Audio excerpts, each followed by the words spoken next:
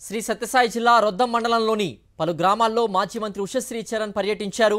Medical కాలేజీల ప్రైవేటీకరణకు వ్యతిరేకంగా కోటి సంతకాల సేకరణ కార్యక్రమాన్ని ప్రారంభించారు. నేతలు కార్యకర్తలతో కలిసి పోస్టర్లను ఆవిష్కరించారు.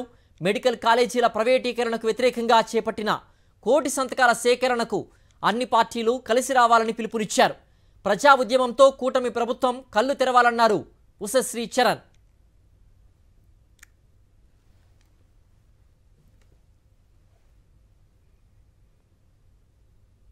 ఈ ప్రైవేటీకరణ ఆపి వీలైతే చంద్రబాబు నాయుడు గారు నీ మాట వినకపోతే రాజీనామా ఇచ్చి నీ మంత్రి పదవికి రా, మాతో రా, పోరాటం చేస్తాం.